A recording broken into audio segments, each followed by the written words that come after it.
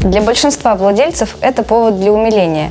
Но на самом деле это говорит о том, что воздух проходит через преграды перед тем, как попасть в легкие. Чаще всего эти звуки обусловлены гиперплазированной, то есть удлиненной или утолщенной небной занавеской, которая закрывает вход в трахею. Также наблюдается наличие узких ноздрей и провисание гортанных мешочков. Все эти отклонения встречаются у брахицефалических пород собак, например, французских бульдогов, английских бульдогов, мопсов, грифонов, но могут встречаться и у шпицов, и у чихуахуа, и даже у лабрадоров и боксеров. У кошек к таким породам относятся британские, шотландские, экзотические, персидские породы кошек, а также их метисы. К 6-7 годам наличие этих факторов ведет к проявлению обструктивного брахицефалического синдрома.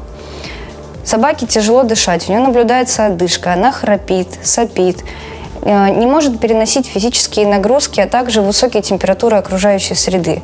В некоторых случаях даже может падать в обморок. Лечение – это хирургическая коррекция брахицефалического синдрома. Проводится расширение ноздрей, укорочение небной занавески. И эту процедуру следует проводить собакам до 3-летнего возраста в целях профилактики.